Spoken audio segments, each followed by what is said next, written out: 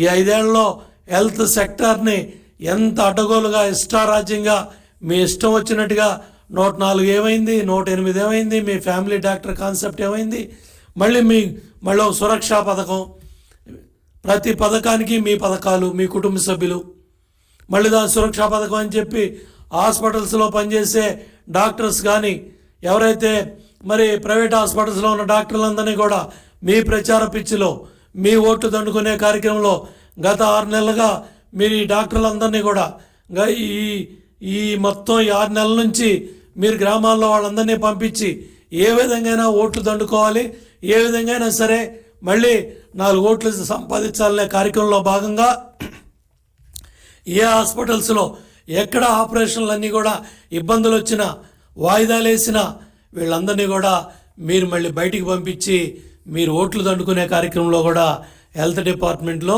మీ ఇష్టారాజ్యంగా ఈ కార్యక్రమాలు చేశారు. తప్పకుండా ఇవన్నీ కూడా సమీక్షించబడతాయి. ఏ నెట్వర్క్ హాస్పిటల్స్కి ఏ పర్సంటేజ్లు దండుకొని మీ ముఖ్యమంత్రి కార్యాలయంలో ఎవరెవరికి ఎక్కడ ఏ బిల్లు కింద ఏమేం చేశారో కూడా అవన్నీ బట్టబయలవుతాయి. హాస్పిటల్స్ బిల్డింగ్ ఇన్ఫ్రాస్ట్రక్చర్ నిర్మాణంలో కూడా జరుగుతున్న వేల కోట్ల రూపాయల ఖర్చులో మీ 100 కోట్ల దోపిడీ కూడా సమీక్షించబడుతుంది. అవన్నీ కూడా బయటికి వస్తాయి, బయటికి తెప్పిస్తామని చెప్పి కూడా తెలియజేస్తా ఉన్నాను. అట్లాగే ప్రధానమంత్రి జన ఆరోగ్య యోజన కింద PMJAY దగ్గర ఒక్కొక్క ఫ్యామిలీకి 5 లక్షల రూపాయలు కేంద్రం నుంచి వచ్చిన ఏళ్ళలో ఆ డబ్బులన్నీ కూడా ఏమైనాయో, ఎక్కడికి వెళ్ళాయో, ఏం చేశారో BPL ఫ్యామిలీస్కి ఇవి కూడా ఎక్కడ కూడా లెక్కల్లో కనపట్టలేదు. ఈ వాస్తవాలు కూడా బయటికి రావాల్సిన పరిస్థితి ఉంది.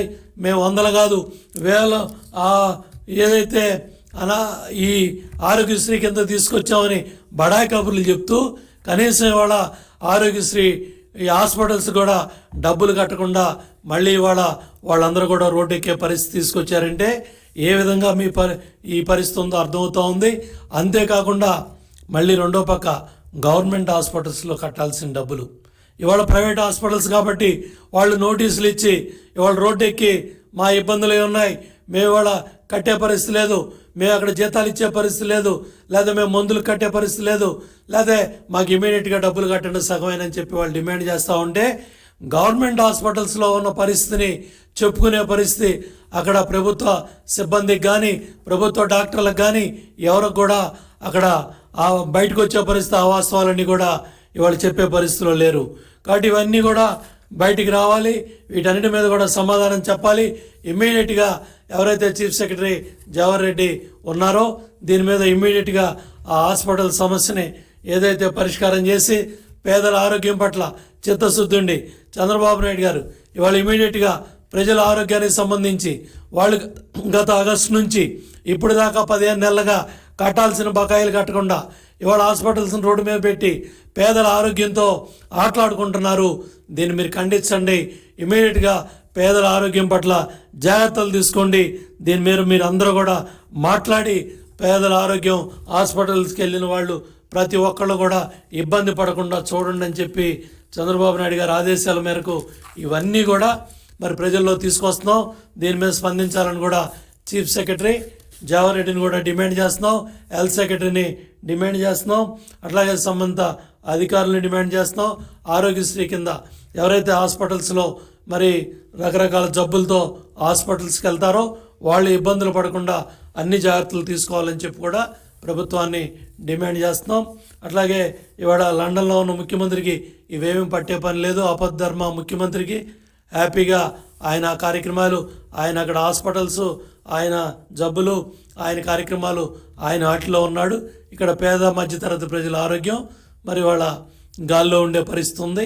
కాబట్టి దీని మీద ఎమ్మటే స్పందించాలని సంబంధిత అధికారులని చీఫ్ సెక్రటరీని డిమాండ్ చేస్తూ ఉన్నాను. అట్లాగే 10 రోజుల తర్వాత, వారం రోజుల తర్వాత మంత్రులు రోడ్డు మీదకి వస్తూ ఉన్నారు, మాట్లాడుతూ ఉన్నారు, బుద్ధి లేని మాటలు మాట్లాడుతూ ఉన్నారు, బాధ్యత లేని మాటలు మాట్లాడుతూ ఉన్నారు. ఇవాళ పల్నాడులో కావచ్చు, చంద్రగిరిలో కావచ్చు, లేదా తాడిపత్రిలో కావచ్చు ఓడిపోతామనే భయంతో అక్కడ శాసనసభ్యులుగా ఉన్న వ్యక్తులు, అక్కడ పోటీ చేసిన అభ్యర్థులు ఇవాళ ప్రధాన ప్రతిపక్షం మీద లేదా కూటమి అభ్యర్థుల మీద, కార్యకర్తల మీద, నాయకుల మీద దాడులు చేస్తే దానికి వత్తాసు పలుకుతూ ఇవాళ మంత్రి జోగి రమేష్ కానీ, లేకపోతే సంబంధిత మంత్రులు కానీ అంబటి రాంబాబు కానీ, లేకపోతే వాళ్ళకి సంబంధించిన ఎమ్మెల్యేలు కానీ బాధ్యతారాహిత్యంగా బుద్ధి లేకుండా నోటికి అద్దోదుపు లేకుండా చంద్రబాబు నాయుడు గారిని విమర్శిస్తూ బాధ్యతారాహిత్యంగా మాట్లాడుతూ ఉన్నారు. వాటిని తీవ్రంగా ఖండిస్తూ ఉన్నాను. ఇవాళ మేము అడుగుతున్నాం, సిట్ అధికారులు కూడా ప్రధానంగా గొడవలు జరిగిన పల్నాడు ప్రాంతానికి సిట్ అధికారులు, బాధ్యత గల అధికారులు కూడా వెళ్ళి అక్కడ ఏదైతే పిన్నెల్లి బ్రదర్స్ పోలీస్ కస్టడీలో ఉండగా, గన్మెన్స్ సెక్యూరిటీలో ఉండగా వాళ్ళకి చెప్పకుండా పారిపోయారని మీడియాలో, సోషల్ మీడియాలో, పత్రికల్లో కథనాలు వచ్చాయి. దాని మీద మీరు ఏం చర్యలు తీసుకున్నారు? దాని మీద ఎవరి మీద మీరు యాక్షన్ తీసుకున్నారు? దాన్ని ఎందుకు మీరు వాళ్ళని అరెస్ట్ చేయలేదు? అట్లాగే చెవిరెడ్డి చంద్రగిరిలో చెవిరెడ్డి కొడుకు అక్కడ జరిగిన దుర్మార్గాల మీద, అరాచకాల మీద జరిగింది దాడి మా పులవర్తి నాని మీద.